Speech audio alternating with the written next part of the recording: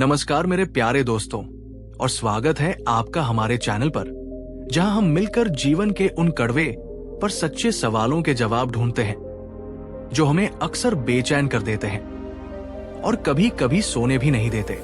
आज मैं आपसे एक ऐसा सवाल पूछना चाहता हूं जो शायद हम सबने कभी न कभी अपनी जिंदगी में महसूस किया है।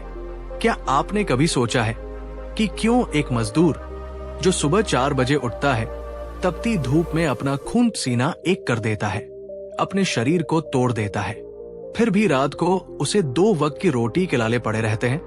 और दूसरी तरफ कुछ लोग ऐसे हैं जो शायद दिन भर एयर कंडीशन कमरों में बैठे रहते हैं, ज्यादा शारीरिक मेहनत भी नहीं करते, फिर भी पैसा उनके पीछे भागता है, समृद्धि उनके कदमों में होती है।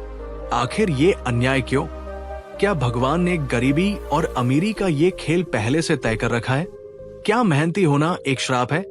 या फिर क्या हम कुछ ऐसा मिस कर रहे हैं, कुछ ऐसा रहस्य है जो हमारी आंखों के सामने होते हुए भी हमें दिखाई नहीं देता? आज हम इस रहस्य से पर्दा उठाने जा रहे हैं, और ये पर्दा कोई आम इंसान नहीं बल्कि स्वयं तथागत गौतम बुद्ध उठाएंगे। जी हाँ, बुद्ध ने आज से 2500 साल पहले गरीबी और मेहनत के इस जटिल रिश्ते को बहुत ही गहराई से समझाया था। उन्होंने एक गरीब लकड़हारे को वो 5 कड़वे सच बताए थे जो आज भी 21वीं सदी में उतने ही प्रासंगिक है। इस वीडियो में हम न केवल उन कारणों को जानेंगे बल्कि बुद्ध द्वारा बताए गए उन समाधानों को भी देखेंगे जो किसी भी गरीब को अमीर और किसी भी असफल व्यक्ति को सफल बना सकते हैं। तो दोस्तों, अगर आप भी अपनी मेहनत का सही फल पाना चाहते हैं, अगर आप भी गरीबी के इस चक्र को तोड़ना चाहते हैं, तो इस वीडियो को अंत तक जरूर देखिएगा, क्योंकि इसका हर एक शब्द, हर एक कहानी आपके जीवन की दिशा बदल सकती है। और हाँ, अगर आप बुद्ध की शिक्षाओं में विश्वास रखते हैं, तो अपनी उपस्थिति दर्ज कराने के लिए इस वीडियो को अभी एक लाइक जरूर करें और नीचे कमेंट में लिखिए, मैं बदलने को तैयार हूं। तो चलिए शुरू करते हैं इस अद्भुत ज्ञान यात्रा को। यह कहानी है श्रावस्ती के पास एक छोटे से गांव में रहने वाले लकड़हारे की, जिसका नाम था रामू। रामू एक बहुत ही सीधा सादा और ईमानदार इंसान था। उसके शरीर में हाथी जैसा बल था और मन में काम के प्रति अटूट निष्ठा। वो रोज सुबह, जब गांव के बाकी लोग सो रहे होते थे, अपनी कुल्हाड़ी कंधे पर रखकर जंगल की ओर निकल जाता था। पूरे दिन खटखट खटखट उसकी कुल्हाड़ी चलने की आवाज जंगल में गूंजती रहती। वो एक के बाद एक पेड़ काटता, लकड़ियों के भारी गट्ठर बनाता और फिर उन्हें अपने सिर पर लादकर मीलों दूर शहर के बाजार में बेचने जाता। शाम को जब वो घर लौटता तो उसका शरीर दर्द से टूट रहा होता, उसके कपड़े पसीने से लथपथ होते, लेकिन जब वो अपनी कमाई को देखता तो उसके हाथ में बस कुछ मुट्ठी भर सिक्के होते, इतने कम कि उससे उसके परिवार का पेट भरना भी मुश्किल था। उसकी पत्नी बीमार रहती थी, बच्चे फटे पुराने कपड़ों में घूमते थे और छत से बारिश का पानी टपकता था। रामू अक्सर सोचता, हे भगवान, मैंने किसका क्या बिगाड़ा है? मैं तो चोरी नहीं करता, झूठ नहीं बोलता, दिन रात मेहनत करता हूं, फिर भी मेरे घर में ये दरिद्रता क्यों है? क्या मेरा जन्म ही दुख भोगने के लिए हुआ है? दोस्तों, क्या आप में से किसी ने कभी रामू जैसा महसूस किया है? क्या आपको भी लगता है कि आपकी मेहनत की कद्र नहीं हो रही? अपने अनुभव नीचे कमेंट में जरूर शेयर करें। हम सब एक दूसरे से ही सीखते हैं। एक दिन रामू ने सुना कि गौतम बुद्ध जेतवन विहार में आए हुए हैं। उसने सुना था कि बुद्ध के पास हर समस्या का समाधान है। एक उम्मीद की किरण लेकर रामू बुद्ध के पास पहुंचा। वहां पहुंचकर उसने बुद्ध के तेजस्वी और शांत चेहरे को देखा और उसके सब्र का बांध टूट गया। वो उनके चरणों में गिरकर फूट फूट कर रोने लगा। उसने कहा, भगवान, मैं एक अभागा लकड़हारा हूं। मैं दिन रात मेहनत करता हूं, मेरा पसीना कभी सूखता नहीं, फिर भी मैं और मेरा परिवार दाने दाने को मोहताज है, जबकि मेरे पड़ोस में रहने वाला व्यापारी जो दोपहर तक सोता है और शायद मुझसे 10 गुना कम मेहनत करता है, वो ऐशराम की जिंदगी जी रहा है। ये कैसा न्याय है? क्या मेहनत का कोई मूल्य नहीं है? बुद्ध ने रामू के सिर पर हाथ फेरा और उसे शांत किया। उन्होंने कहा, वत्स, शांत हो जाओ। तुम्हारा प्रश्न बहुत गहरा है। तुम मेहनत तो कर रहे हो, पर तुम्हारी मेहनत एक ऐसी नाव की तरह है जिसमें छेद है। तुम कितनी भी तेजी से चप्पू चलाओ, वो नाव आगे नहीं बढ़ेगी, बल्कि डूबेगी ही। रामू ने हैरानी से पूछा, नाव में छेद? मेरा मतलब नहीं समझा भगवान। बुद्ध ने कहा, वत्स, गरीबी केवल धन की कमी नहीं है। गरीबी कुछ गलत आदतों, गलत सोच और गलत तरीकों का परिणाम है। मैं तुम्हें वो 5 कारण बताऊंगा जिनके कारण तुम इतनी मेहनत के बाद भी गरीब हो। दोस्तों, अब बुद्ध जो 5 कारण बताने जा रहे हैं, उन्हें बहुत ध्यान से सुनिएगा। हो सकता है इनमें से कोई एक कारण आपकी जिंदगी में भी रुकावट बना हो। बुद्ध ने पहला कारण बताते हुए कहा, रामू, पहली गलती यह है कि तुम कठोर मेहनत तो कर रहे हो, पर कुशल मेहनत नहीं कर रहे। तुम्हारी मेहनत दिशाहीन है। तुम रोज एक ही कुल्हाड़ी से एक ही तरह के पेड़ काटते हो। क्या तुमने कभी सोचा कि अगर तुम अपनी कुल्हाड़ी की धार तेज कर लो तो तुम कम समय में ज्यादा लकड़ियां काट पाओगे? क्या तुमने कभी ये पता किया कि बाजार में किस लकड़ी की कीमत ज्यादा है? तुम बस गधे की तरह बोझा ढो रहे हो, पर घोड़े की तरह दौड़ नहीं रहे। बुद्ध ने समझाया कि केवल पसीना बहाना सफलता की गारंटी नहीं है। अगर एक मजदूर दिन भर दीवार को धक्का देता रहे तो शाम तक वो थक जाएगा, पसीने से लथपथ हो जाएगा, पर दीवार अपनी जगह से 1 इंच भी नहीं हिलेगी। उसकी मेहनत शून्य है, क्योंकि वो गलत दिशा में है। आज की दुनिया में भी यही होता है। हम एक ही नौकरी, एक ही बिजनेस में सालों साल वही घिसा-पिटा काम करते रहते हैं, बिना कुछ नया सीखे, बिना अपनी स्किल्स को अपडेट किए, और फिर हम उम्मीद करते हैं कि हमारी आय बढ़ जाएगी। सफलता के लिए मेहनत जरूरी है, पर वो मेहनत बुद्धिमानी के साथ होनी चाहिए। अपनी कुल्हाड़ी पर धार लगाओ, नई चीजें सीखो, बाजार की जरूरतों को समझो। क्या आप भी अपनी जिंदगी में वही पुरानी कुल्हाड़ी इस्तेमाल कर रहे हैं? क्या आपने पिछले 1 साल में कोई नई स्किल सीखी है? खुद से पूछिए। बुद्ध ने दूसरा कारण बताते हुए कहा, रामू, दूसरी गलती है धन का कुप्रबंधन।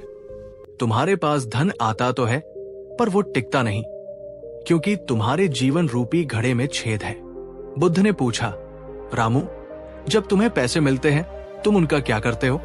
रामू ने सिर झुकाकर कहा, भगवान, जैसे ही पैसे हाथ में आते हैं मैं उसे घर के खर्च में लगा देता हूं। कभी कभी थकान मिटाने के लिए थोड़ी मदिरा पी लेता हूं, और जो बचता है वो न जाने कहां खर्च हो जाता है, पता ही नहीं चलता। बुद्ध ने कहा, यही समस्या है। तुम धन का सम्मान नहीं करते। तुम अपनी कमाई का कोई भी हिस्सा भविष्य के लिए नहीं बचाते। तुम उसे बीज की तरह नहीं, बल्कि फल की तरह देखते हो और तुरंत खा लेते हो। धन एक ऊर्जा है। अगर तुम उसे सही दिशा में प्रवाहित नहीं करोगे, उसे निवेश नहीं करोगे, तो वो सड़ जाएगा या बचाएगा।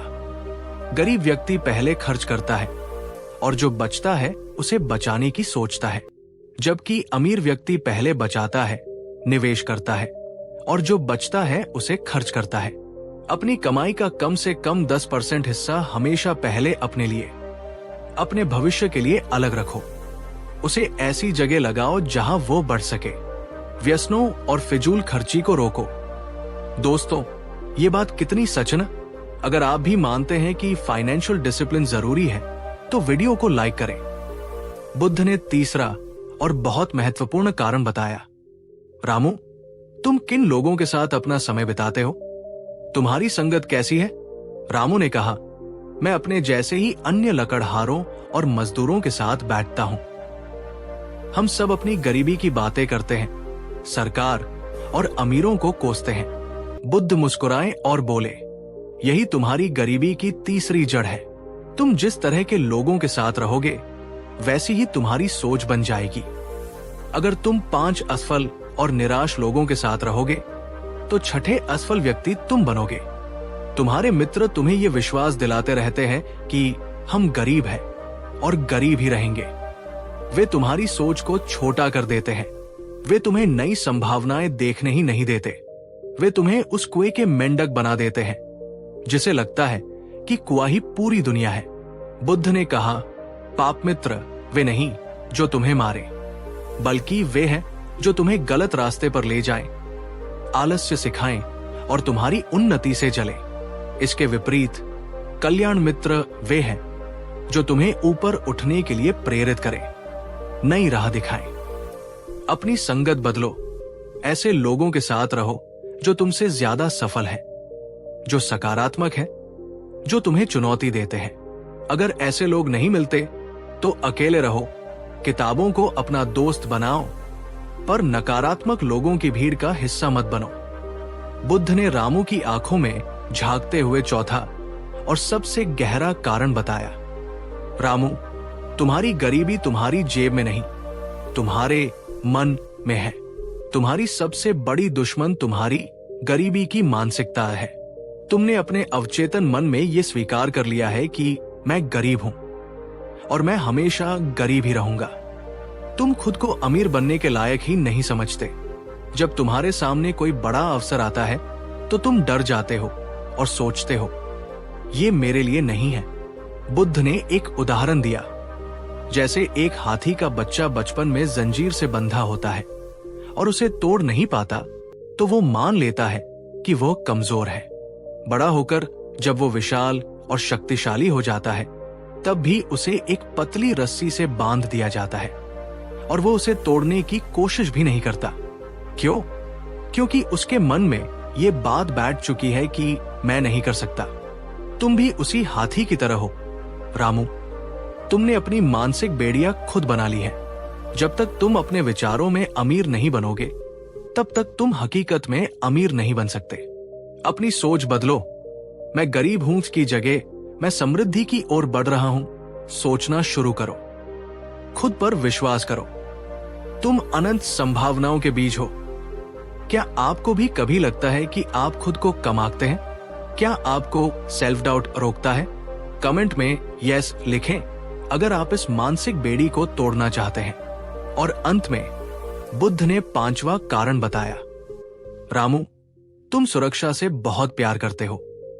तुम जोखिम लेने से डरते हो और तुमने संतोष का गलत अर्थ निकाल लिया है। संतोष का अर्थ ये नहीं है कि तुम प्रयास करना छोड़ दो। संतोष का अर्थ है परिणाम की चिंता किए बिना पूरी ऊर्जा से कर्म करना और जो मिले उसमें खुश रहना। पर तुमने संतोष को आलस्य और डर का बहाना बना लिया है। तुम डरते हो कि अगर तुम कोई नया काम शुरू करोगे और वो फेल हो गया तो क्या होगा। इस डर के कारण तुम अपनी पुरानी घिसी पिटी जिंदगी से चिपके हुए हो। याद रखो, जिसने कभी किनारा छोड़ने की हिम्मत नहीं की उसने कभी नया महाद्वीप नहीं खोजा। सफलता और समृद्धि हमेशा जोखिम के उस पार खड़ी होती है। जो गिरकर उठने की हिम्मत रखता है वही शिखर पर पहुंचता है। बुद्ध की इन 5 बातों ने रामू के जीवन में भूचाल ला दिया। उसकी बरसों पुरानी नींद टूट गई। उसे समझ आ गया कि उसकी गरीबी का कारण कोई भगवान या किस्मत नहीं, बल्कि उसकी अपनी अज्ञानता और गलतियां थी। उसने बुद्ध के चरणों में सिर झुकाया और एक नया संकल्प लिया। उसने अपनी मेहनत को दिशा दी। उसने लकड़ी काटने के साथ साथ लकड़ी की सुंदर मूर्तियां बनाना सीखा। उसने अपनी कमाई का हिस्सा बचाना और औजारों में निवेश करना शुरू किया। उसने जुआरी दोस्तों का साथ छोड़कर शहर के व्यापारियों से दोस्ती की। उसने खुद को एक सफल कारीगर के रूप में देखना शुरू किया और उसने अपनी जमा पूंजी लगाकर एक छोटी सी दुकान खोली। और दोस्तों, कुछ ही सालों में वही रामू जो 2 वक्त की रोटी के लिए तरसता था, शहर का सबसे बड़ा लकड़ी का व्यापारी बन गया। तो दोस्तों, ये कहानी हमें क्या सिखाती है? यही कि गरीबी और अमीरी, सफलता और असफलता, ये सब हमारे हाथ में है। ये हमारी आदतों, हमारी सोच और हमारे निर्णयों का परिणाम है। बुद्ध ने कहा था, अप दीपो भव। किसी मसीहा का इंतजार मत करो जो आकर तुम्हारी गरीबी मिटाएगा। उठो, जागो और अपनी मेहनत को बुद्धिमानी, अनुशासन और सही सोच के साथ जोड़ दो। दुनिया की कोई ताकत तुम्हें सफल होने से नहीं रोक सकती। अगर बुद्ध की ये अद्भुत कहानी और ये 5 कड़वे सच आपके दिल को छू गए हैं, अगर आपको लगता है कि इस वीडियो ने आपको सोचने पर मजबूर किया है, तो प्लीज इस वीडियो को लाइक जरूर करें। ये हमारे लिए बहुत मायने रखता है। इस वीडियो को अपने उन सभी दोस्तों और परिवार वालों के साथ शेयर करें जो मेहनत तो बहुत करते हैं पर उन्हें सही दिशा नहीं मिल रही। शायद ये वीडियो उनकी जिंदगी बदल दे। और अगर आप भविष्य में भी ऐसी ही जीवन बदलने वाली, गहरी और प्रेरणादायक कहानियां सुनना चाहते हैं, तो हमारे चैनल को अभी सब्सक्राइब करें और उस घंटी को जरूर दबाएं। मैं आपसे मिलूंगा अगले वीडियो में एक और अद्भुत रहस्य के साथ। तब तक अपनी मेहनत पर विश्वास रखें और अपनी सोच को ऊंचा रखें। नमो बुद्धाय। धन्यवाद। कहानी 2। नमस्कार दोस्तों, और स्वागत है एक ऐसी ज्ञान यात्रा में जो शायद आपकी जिंदगी की सबसे बड़ी उलझन को सुलझा दे। आज मैं आपसे एक ऐसा सवाल पूछना चाहता हूं जो हजारों सालों से हर इंसान के मन को कचोटता रहा है। आखिर अमीर और गरीब में असली फर्क क्या होता है? क्या ये फर्क केवल पैसों का है? क्या ये फर्क अच्छी शिक्षा या बड़े परिवार में जन्म लेने का है? क्या ये फर्क अच्छी किस्मत और बुरी किस्मत का है? हम अक्सर सोचते हैं कि अगर हमारे पास भी उतने ही पैसे होते, उतने ही अवसर होते, तो हम भी अमीर बन जाते। पर क्या ये सच है? क्यों इतिहास ऐसे उदाहरणों से भरा पड़ा है जहां सड़क पर रहने वाले लोग सम्राट बन गए और महलों में पैदा हुए लोग सड़क पर आ गए? इसका मतलब है कि फर्क पैसों का नहीं है, फर्क अवसरों का नहीं है, फर्क किस्मत का भी नहीं है। फर्क किसी और बहुत ही गहरी, बहुत ही सूक्ष्म चीज का है।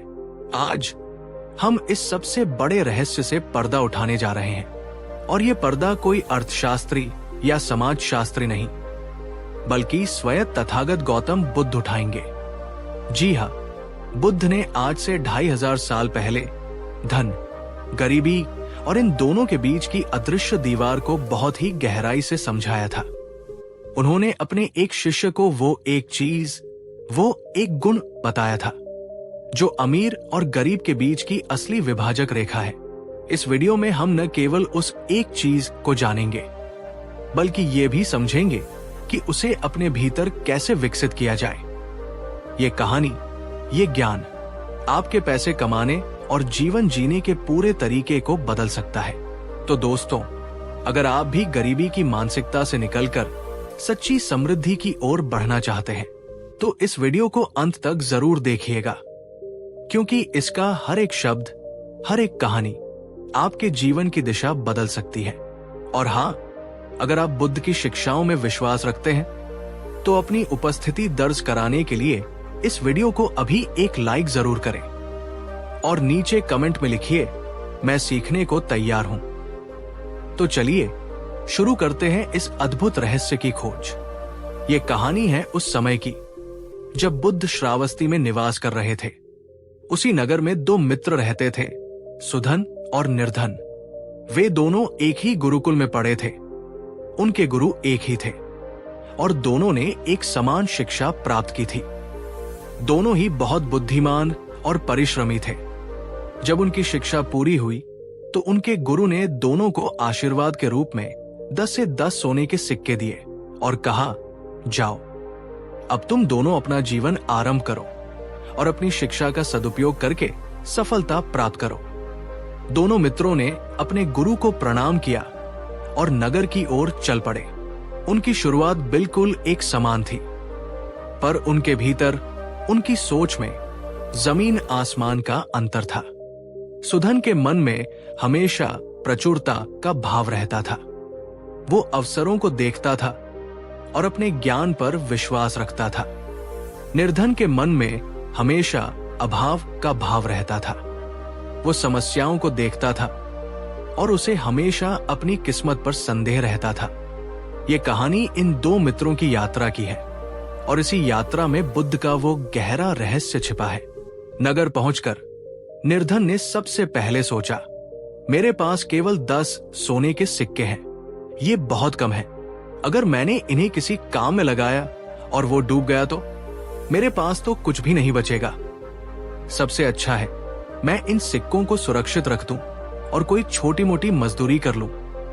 कम से कम मेरा ये धन तो बचा रहेगा।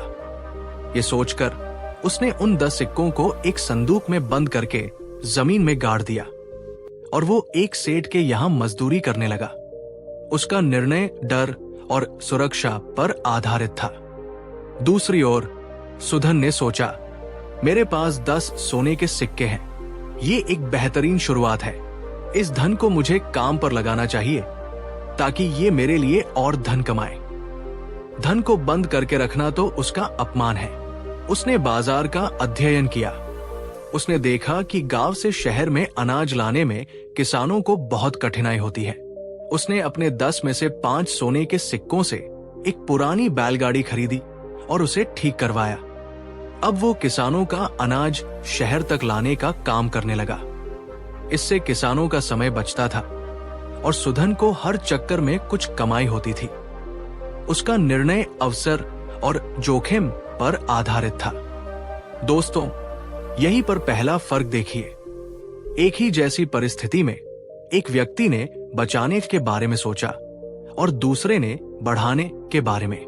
एक ने धन को खोने के डर से छिपा दिया, दूसरे ने उसे पाने के अवसर में बदल दिया। आप अपनी जिंदगी में कौन सी सोच रखते हैं? क्या आप भी डर के कारण अवसरों को गवा देते हैं? नीचे कमेंट में बताइए। कुछ समय बीता। निर्धन रोज मजदूरी करता। शाम को जो भी मिलता उससे अपना पेट भरता और सो जाता। उसका जीवन एक ही धर्रे पर चल रहा था। एक दिन सेठ ने उसे बिना किसी कारण के काम से निकाल दिया। अब निर्धन बेरोजगार हो गया। वो अपनी किस्मत को कोसने लगा। देखा, मैंने सोचा ही था मेरी किस्मत खराब है। अच्छा हुआ मैंने वो 10 सिक्के बचा लिए, वरना आज मैं भूखा मर जाता। वो उन 10 सिक्कों में से एक एक करके खर्च करने लगा। वो समस्या का शिकार बन गया था। दूसरी ओर सुधन का काम अच्छा चल रहा था, पर एक दिन उसकी बैलगाड़ी का पहिया टूट गया। उसका काम रुक गया, पर सुधन ने अपनी किस्मत को नहीं कोसा। उसने इसे एक समस्या नहीं बल्कि एक चुनौती के रूप में देखा। उसने सोचा, पहिया टूटा है तो इसे और मजबूत बनाया जा सकता है। उसने अपनी बचत के कुछ सिक्कों से न केवल पहिया ठीक करवाया बल्कि एक और बैलगाड़ी खरीदने के बारे में सोचना शुरू कर दिया। वो समस्या का समाधान खोज रहा था। जब आपके जीवन में कोई समस्या आती है तो आपकी पहली प्रतिक्रिया क्या होती है? क्या आप निर्धन की तरह किस्मत को कोसते हैं या सुधन की तरह समाधान खोजते हैं? अगर आप मानते हैं कि सोच ही सब कुछ है तो इस वीडियो को लाइक करें। कई साल बीत गए। इन सालों में सुधन ने अपनी एक बैलगाड़ी से 10 बैलगाड़ियों का काफिला बना लिया था। वो अब केवल अनाज ही नहीं बल्कि कई और चीजों का व्यापार करने लगा था। वो नगर का एक सम्मानित और धनी व्यापारी बन चुका था और निर्धन, उसके जमीन में गड़े हुए 10 सिक्के भी धीरे धीरे खत्म हो चुके थे। वो अब और भी ज्यादा गरीब और हताश हो गया था। वो सुधन की सफलता को देखकर उससे ईर्ष्या करता और मन ही मन कहता, उसकी किस्मत अच्छी थी, मेरी खराब। एक दिन अपनी गरीबी से तंग आकर वो गौतम बुद्ध के पास पहुंचा। उसने बुद्ध को अपनी और सुधन की पूरी कहानी सुनाई और पूछा, भगवान, हम दोनों की शुरुआत एक जैसी थी, फिर वो इतना अमीर कैसे हो गया और मैं इतना गरीब क्यों रह गया? आखिर हम दोनों में फर्क किस चीज का था? बुद्ध ने उसकी पूरी बात बड़े ध्यान से सुनी। फिर वे मुस्कुराए और उन्होंने वो एक शब्द, वो एक रहस्य बताया जो अमीर और गरीब के बीच की सबसे बड़ी दीवार है। बुद्ध ने कहा, वत्स, तुम दोनों में शिक्षा, मेहनत या अवसरों का फर्क नहीं था। तुम दोनों में केवल एक ही चीज का फर्क था और वो है दृष्टि। निर्धन ने हैरानी से पूछा, दृष्टि? बुद्ध ने समझाया, हाँ, दृष्टि यानी चीजों को देखने का नजरिया। तुम दोनों एक ही दुनिया में रहते थे, पर तुम दोनों की दुनिया बिल्कुल अलग थी। बुद्ध ने दृष्टि के इस फर्क को 4 स्तरों पर समझाया। दोस्तों, अब जो आप सुनने जा रहे हैं वो इस वीडियो का सबसे महत्वपूर्ण हिस्सा है। पहला, गरीब की दृष्टि समस्या पर होती है, अमीर की दृष्टि अवसर पर। बुद्ध ने कहा, जब तुम्हारे गुरु ने तुम्हें 10 सिक्के दिए तो निर्धन ने उसमें खोने का डर और कम होने की समस्या देखी, जबकि सुधन ने उसमें शुरुआत करने का अवसर देखा। एक गरीब व्यक्ति हमेशा ये सोचता है कि क्या गलत हो सकता है, जबकि एक अमीर व्यक्ति ये सोचता है कि क्या सही हो सकता है। दूसरा, गरीब की दृष्टि बचाने पर होती है, अमीर की दृष्टि निवेश करने पर। निर्धन ने अपने धन को बचाने के बारे में सोचा और उसे जमीन में गाड़ दिया जहां वो बढ़ नहीं सकता था। सुधन ने अपने धन को निवेश करने के बारे में सोचा ताकि वो उसके लिए और धन कमा सके। गरीब व्यक्ति पैसे के लिए काम करता है, अमीर व्यक्ति का पैसा उसके लिए काम करता है। तीसरा, गरीब की दृष्टि अल्पकालिक सुख पर होती है, अमीर की दृष्टि दीर्घकालिक निर्माण पर। एक गरीब व्यक्ति अपनी छोटी मोटी कमाई को तुरंत के सुख और मनोरंजन में खर्च कर देता है, उसे भविष्य की चिंता नहीं होती। जबकि एक अमीर व्यक्ति आज के छोटे सुखों का त्याग करता है ताकि वो कल एक बड़ा और स्थायी साम्राज्य बना सके। वो बनाने में विश्वास रखता है, केवल खर्च करने में नहीं। चौथा, गरीब की दृष्टि सीखने पर नहीं, जानने पर होती है। एक गरीब व्यक्ति को लगता है कि वो सब कुछ जानता है और उसकी असफलता का कारण दूसरे लोग या उसकी किस्मत है। वो सीखने के लिए तैयार नहीं होता, जबकि एक अमीर व्यक्ति हमेशा एक विद्यार्थी बना रहता है। वो अपनी गलतियों से सीखता है, दूसरों से सीखता है और हमेशा खुद को बेहतर बनाने की कोशिश करता है। बुद्ध ने अंत में कहा, निर्धन, तुम्हारा शरीर तो मजदूरी कर रहा था, पर तुम्हारा मन हमेशा गरीबी, डर और अभाव की ही सोचता रहा। और जैसा तुम सोचते हो वैसा ही तुम्हारा जीवन बन जाता है। सुधन बाहर से अमीर बाद में बना। वो पहले अपनी दृष्टि में, अपनी सोच में अमीर था। अमीर और गरीब में फर्क धन का नहीं, दृष्टि का होता है। बुद्ध की इन बातों ने निर्धन के मन पर पड़े अज्ञान के पर्दे को हटा दिया। उसे पहली बार समझ आया कि उसका असली दुश्मन उसकी किस्मत नहीं, बल्कि उसकी अपनी ही नकारात्मक दृष्टि थी। उसने बुद्ध के चरणों में संकल्प लिया कि वो आज से अपनी दृष्टि को बदलेगा। तो दोस्तों, ये कहानी हमें क्या सिखाती है? यही कि गरीबी और अमीरी केवल बैंक बैलेंस का नाम नहीं है, ये एक मानसिक अवस्था है। आप आज चाहे किसी भी स्थिति में हो, आपके पास चाहे एक भी रुपया ना हो, पर अगर आपकी दृष्टि सुधन जैसी है, अगर आप समस्याओं में अवसर देखते हैं, अगर आप सीखने के लिए तैयार हैं, अगर आप अपने धन को बढ़ाने में विश्वास रखते हैं, तो दुनिया की कोई ताकत आपको अमीर बनने से नहीं रोक सकती।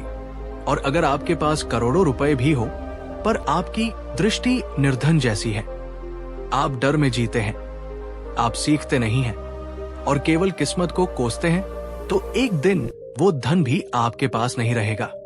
बुद्ध ने कहा था, मनोपुब्बंगमा धम्मा। अपनी बाहरी दुनिया को बदलने से पहले अपनी भीतरी दुनिया को, अपनी दृष्टि को बदलो। अगर बुद्ध की ये गहरी और जीवन बदलने वाली सीख आपके दिल तक पहुंची है, अगर आपको भी लगता है कि असली फर्क हमारी दृष्टि का है, तो इस वीडियो को लाइक जरूर करें। ये हमारे लिए बहुत मायने रखता है। इस वीडियो को अपने उन सभी दोस्तों और परिवार वालों के साथ शेयर करें जो मेहनत तो बहुत करते हैं पर सही दृष्टि के अभाव में संघर्ष कर रहे हैं। शायद ये वीडियो उनकी जिंदगी बदल दे। और अगर आप भविष्य में भी ऐसी ही जीवन बदलने वाली गहरी और प्रेरणादायक कहानियां सुनना चाहते हैं, तो हमारे चैनल को अभी सब्सक्राइब करें और उस घंटी को जरूर दबाएं। मैं आपसे मिलूंगा अगले वीडियो में एक और अद्भुत रहस्य के साथ। तब तक अपनी दृष्टि को ऊंचा रखें और अपने कर्म पर विश्वास रखें। नमो बुद्धाय। पिछले एपिसोड में हमने उन दो मित्रों सुधन और निर्धन की कहानी शुरू की थी, जिनकी शुरुआत बिल्कुल एक जैसी थी, पर जिनकी सोच, जिनकी दृष्टि बिल्कुल अलग थी। बुद्ध ने हमें पहला बड़ा रहस्य बताया कि अमीर और गरीब में सबसे बड़ा फर्क उनकी दृष्टि का होता है। सुधन जिसने अवसरों को देखा और निर्धन जिसने समस्याओं को। एक ने धन को बघाया, दूसरे ने उसे छिपाया। लेकिन कहानी यही खत्म नहीं होती। जीवन केवल एक निर्णय का नाम नहीं है, ये हजारों छोटे छोटे निर्णयों की एक लंबी श्रृंखला है। दृष्टि तो केवल पहला कदम है। आज के इस दूसरे भाग में हम उस यात्रा को और आगे ले जाएंगे, जहां सुधन और निर्धन के सामने जीवन की असली चुनौतियां आती हैं और वे उन चुनौतियों का सामना कैसे करते हैं। यहीं पर बुद्ध हमें अमीर और गरीब के बीच का दूसरा और शायद सबसे ज्यादा व्यावहारिक रहस्य बताते हैं। यह रहस्य बताएगा कि क्यों कुछ लोग समस्याओं से टूट जाते हैं और कुछ लोग उन्हीं समस्याओं को सीधी बनाकर और ऊपर चढ़ जाते हैं। तो चलिए इस गहरी यात्रा में एक और कदम आगे बढ़ाते हैं। अगर आप पिछले एपिसोड से हमारे साथ हैं और ये जानने को उत्सुक हैं कि आगे क्या हुआ, तो इस वीडियो को अभी एक लाइक जरूर करें। कुछ महीने बीत गए। सुधन का काम धीरे धीरे जमने लगा था। वो अपनी बैलगाड़ी से किसानों का अनाज शहर तक पहुंचाता और अच्छी कमाई कर रहा था। उसके पास अब कुछ बचत भी होने लगी थी। दूसरी ओर निर्धन एक सेठ के यहां मजदूरी कर रहा था। उसे रोज शाम को कुछ सिक्के मिल जाते, जिससे उसका गुजारा चल रहा था। उसका छिपाया हुआ धन अभी भी सुरक्षित था और वो इसी बात से संतुष्ट था। फिर दोनों के जीवन में एक साथ एक बड़ी चुनौती आई। एक ऐसी चुनौती जो उनकी दृष्टि की असली परीक्षा लेने वाली थी। एक दिन जब सुधन अनाज से भरी अपनी बैलगाड़ी लेकर शहर जा रहा था, तो रास्ते में एक बड़े गड्ढे के कारण उसकी बैलगाड़ी का पहिया टूट गया। सारा अनाज जमीन पर बिखर गया। उसे भारी नुकसान हुआ और लगभग उसी दिन जिस सेठ के यहां निर्धन काम करता था, उसने बिना किसी स्पष्ट कारण के निर्धन को काम से निकाल दिया। अब निर्धन बेरोजगार हो गया था। बाहरी परिस्थिति दोनों के लिए लगभग एक जैसी थी। दोनों का काम रुक गया था, दोनों को नुकसान हुआ था। पर इस परिस्थिति पर दोनों की प्रतिक्रिया, उनकी प्रतिक्रिया की दृष्टि बिल्कुल अलग थी। दोस्तों, जब आपके जीवन में अचानक कोई बड़ी समस्या आती है, जैसे नौकरी का छूटना या व्यापार में नुकसान, तो आपकी पहली प्रतिक्रिया क्या होती है? क्या आप घबरा जाते हैं, निराश हो जाते हैं, या आप शांति से समाधान के बारे में सोचते हैं? अपनी सच्ची प्रतिक्रिया नीचे कमेंट में बताइए। अब देखिए दोनों ने इस चुनौती का सामना कैसे किया। निर्धन जैसे ही बेरोजगार हुआ, उसका पहला विचार था, देखा, मैंने सोचा ही था, मेरी किस्मत खराब है। मैं जब भी कुछ करने की कोशिश करता हूं, मेरे साथ बुरा ही होता है। ये दुनिया अन्यायी है। वो क्रोध, निराशा और आत्महत्या से भर गया। उसने किसी और काम को खोजने का प्रयास करने के बजाय अपनी झोपड़ी में बैठकर अपनी किस्मत को कोसना शुरू कर दिया। उसने सोचा, अच्छा हुआ मैंने वो 10 सोने के सिक्के बचाकर रखे थे, अब कुछ दिन उनसे गुजारा करूंगा। उसने समस्या को एक पूर्ण विराम मान लिया था। उसकी प्रतिक्रिया प्रतिक्रियावादी थी। अब सुधन की ओर देखिए, उसका भी नुकसान हुआ था, वो भी परेशान था, पर उसका पहला विचार ये नहीं था कि मेरी किस्मत खराब है। उसका पहला विचार था, ठीक है, ये हो गया है, अब आगे क्या? उसने बिखरे हुए अनाज को देखा और सोचा, इसमें से कितना बचाया जा सकता है। उसने टूटे हुए पहिए को देखा और सोचा, ये क्यों टूटा? क्या ये कमजोर था? अगली बार इसे और मजबूत कैसे बनाया जा सकता है? वो समस्या पर रोने के बजाय समस्या के कारण और उसके समाधान पर ध्यान केंद्रित कर रहा था। उसने इस नुकसान को एक पूर्ण विराम नहीं, बल्कि एक सबक माना। उसकी प्रतिक्रिया सक्रिय थी। वो वापस गांव गया, एक कारीगर को बुलाया और अपनी बचत के कुछ सिक्कों से उस पहिए को पहले से भी ज्यादा मजबूत बनवाया। इस प्रक्रिया में उसने पहियों के बारे में कुछ नई बातें भी सीखी। कई वर्षों बाद जब निर्धन अपनी गरीबी से तंग आकर बुद्ध के पास पहुंचा और अपनी कहानी सुनाई, तो बुद्ध ने उसे अमीर और गरीब के बीच का यह दूसरा बड़ा रहस्य बताया। बुद्ध ने कहा, वत्स, तुम्हारे और सुधन के बीच का दूसरा बड़ा फर्क तुम्हारी प्रतिक्रिया में था। जीवन में क्या होता है, ये हमेशा तुम्हारे नियंत्रण में नहीं होता। बैलगाड़ी का पहिया टूट सकता है, नौकरी छूट सकती है, बाढ़ आ सकती है, ये बाहरी परिस्थितियां हैं। लेकिन उस घटना पर तुम प्रतिक्रिया कैसे करते हो, ये हमेशा हर हाल में तुम्हारे नियंत्रण में होता है। यही मनुष्य की सबसे बड़ी स्वतंत्रता है, प्रतिक्रिया चुनने की स्वतंत्रता। बुद्ध ने समझाया, निर्धन व्यक्ति घटनाओं का गुलाम होता है। उसके साथ कुछ बुरा होता है तो वह दुखी हो जाता है, क्रोधित हो जाता है और शिकायत करने लगता है। उसकी भावनाएं और उसके कर्म बाहरी परिस्थितियों से नियंत्रित होते हैं, जबकि अमीर व्यक्ति अपनी प्रतिक्रिया का स्वामी होता है। उसके साथ कुछ बुरा होता है तो वो रुकता है, सोचता है और ये चुनता है कि उसे इस स्थिति में कैसे व्यवहार करना है जो उसके दीर्घकालिक लक्ष्य के लिए सबसे अच्छा हो।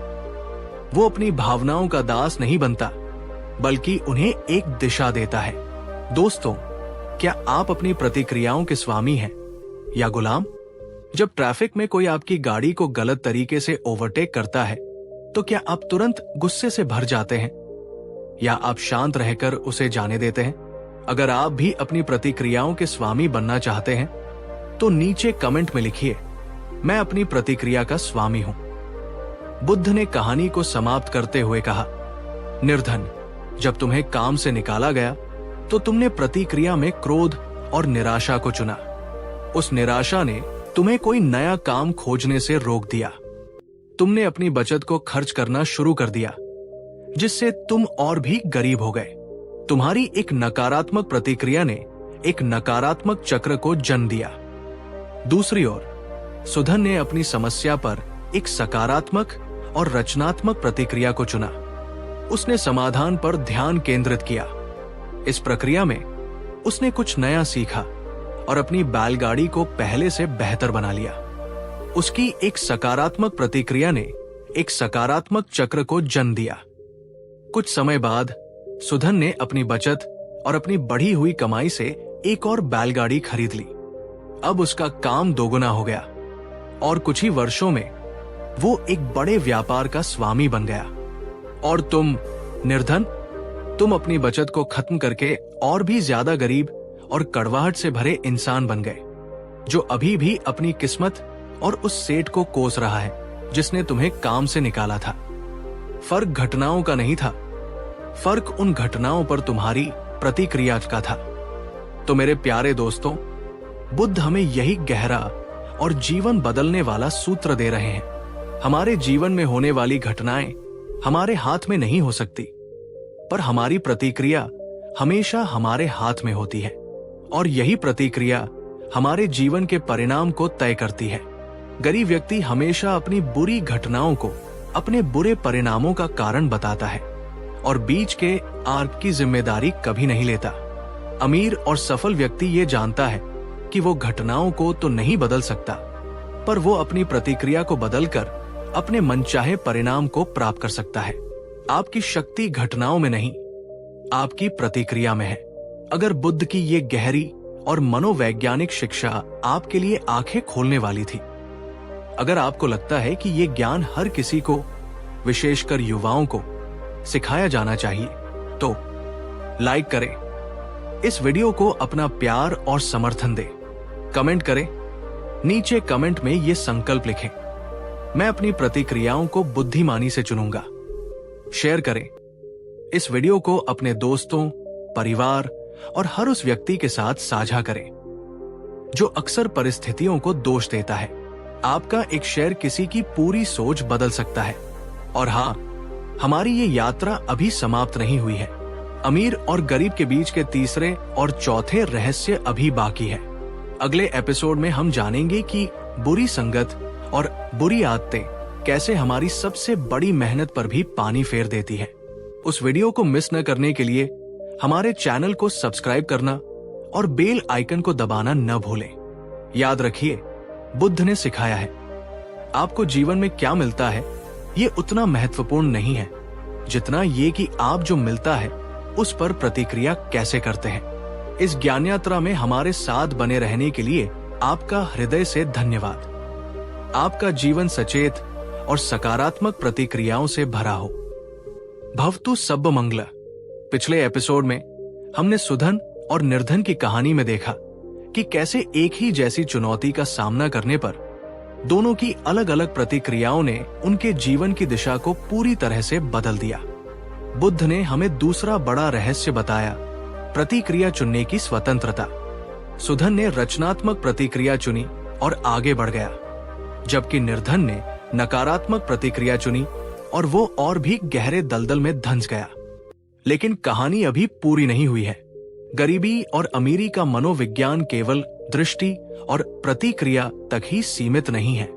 इसकी जड़ें हमारे समाज, हमारी आदतों और हमारे मन की सबसे गहरी परतों में छिपी होती है।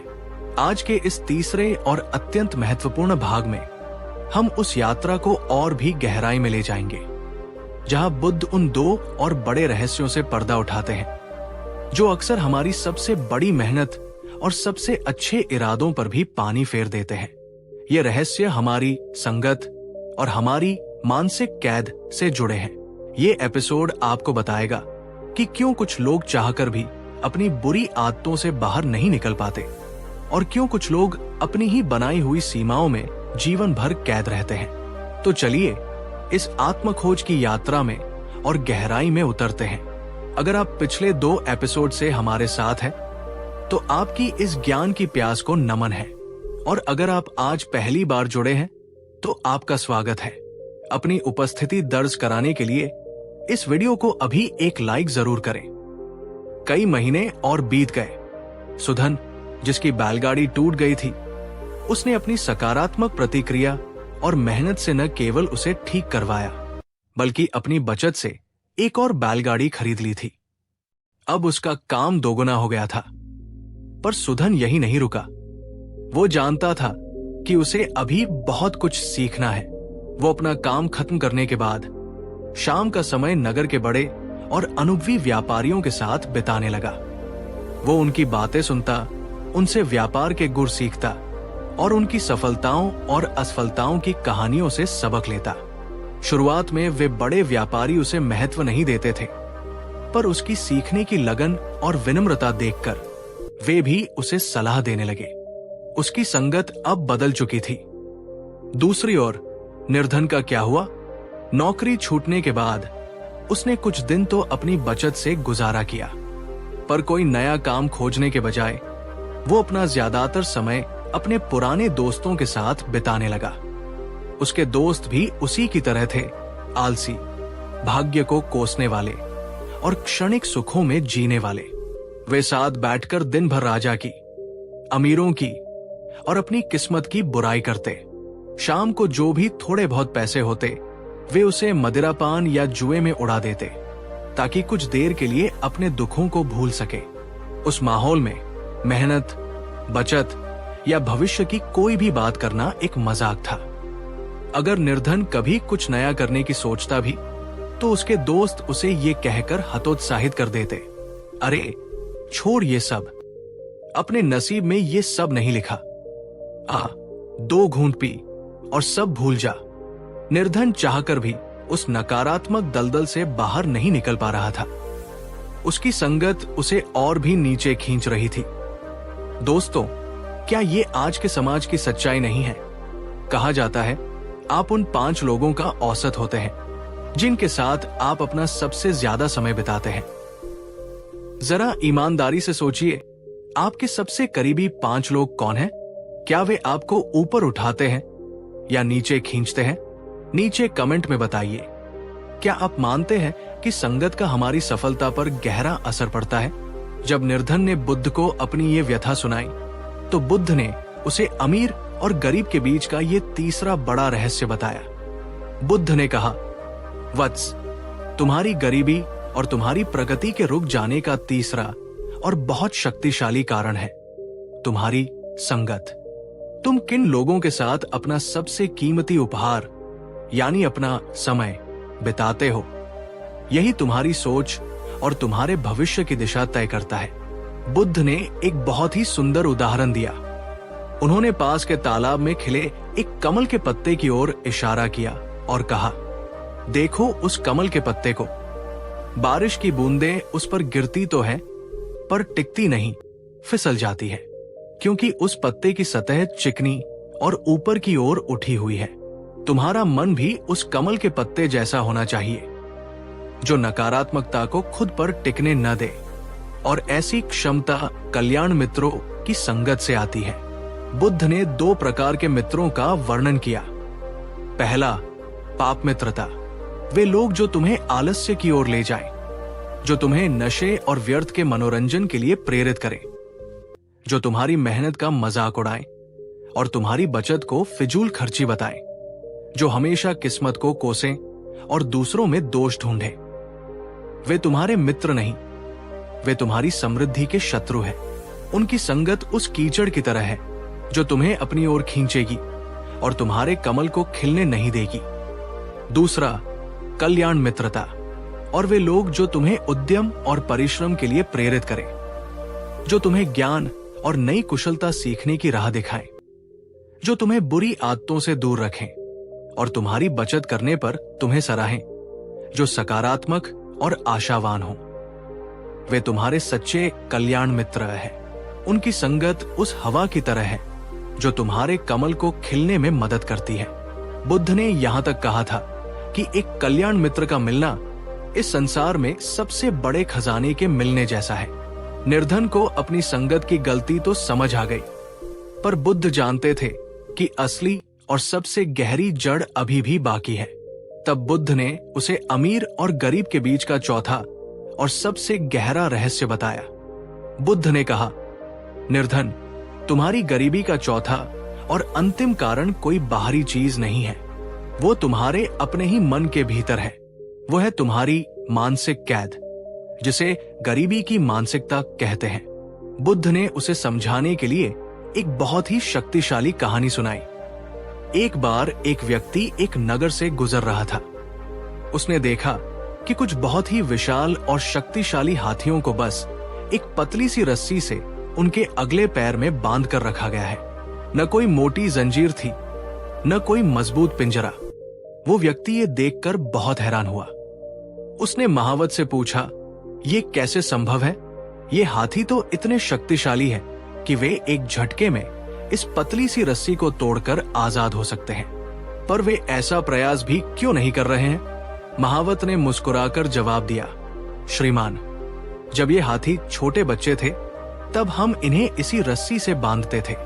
उस समय ये रस्सी उन्हें काबू में रखने के लिए काफी मजबूत थी। उन्होंने इसे तोड़ने की बहुत कोशिश की, पर तोड़ नहीं पाए। धीरे धीरे उन्होंने ये मान लिया कि ये रस्सी तोड़ी नहीं जा सकती। अब वे इतने विशाल और शक्तिशाली हो गए हैं, पर उनके मन में आज भी वही बचपन का विश्वास बैठा हुआ है कि ये रस्सी बहुत मजबूत है और वे इसे कभी नहीं तोड़ पाएंगे। वे शारीरिक रूप से नहीं, बल्कि अपने मानसिक विश्वास से बंधे हुए हैं। कहानी खत्म करने के बाद बुद्ध ने निर्धन की आंखों में सीधे झांकते हुए कहा, निर्धन, तुम भी उसी हाथी की तरह हो। बचपन की गरीबी, समाज के ताने और बार बार की असफलताओं ने तुम्हारे मन में ये विश्वास बिठा दिया है कि तुम गरीब हो और तुम हमेशा गरीब ही रहोगे। तुम सफलता के लायक नहीं हो। अमीर बनना तुम्हारे बस की बात नहीं है। ये गरीबी की मानसिकता ही वो अदृश्य रस्सी है जिसने तुम्हारी अपार शक्ति को बांध रखा है। जब तक तुम इस मानसिक रस्सी को नहीं तोड़ोगे, तब तक तुम कभी भी अपनी गरीबी से मुक्त नहीं हो सकते, चाहे तुम्हें कितने भी अवसर क्यों न मिल जाएं। दोस्तों, क्या आपके मन में भी कोई ऐसी अदृश्य रस्सी है, कोई ऐसा पुराना विश्वास जो आपको ये कहता है कि तुम ये नहीं कर सकते। अगर आप आज उस मानसिक रस्सी को तोड़ने का संकल्प लेते हैं तो नीचे कमेंट में लिखिए, मैं आजाद हूं। बुद्ध की इन बातों ने निर्धन के मन की सारी जंजीरों को तोड़ दिया। उसे आज अपनी गरीबी का पूरा नक्शा साफ साफ दिखाई दे रहा था। उसे समझ आ गया कि सुधन अमीर इसलिए बना क्योंकि उसकी दृष्टि सकारात्मक थी, उसकी प्रतिक्रिया रचनात्मक थी, उसकी संगत प्रेरक थी और उसकी मानसिकता अमीरी की थी। और वो गरीब इसलिए रह गया क्योंकि वो इन चारों ही मामलों में ठीक उल्टा था। उसने बुद्ध के चरणों में सिर रखकर संकल्प लिया, भगवान, आज आपने मुझे मेरी बाहरी गरीबी नहीं बल्कि मेरी आंतरिक गरीबी का दर्शन करा दिया है।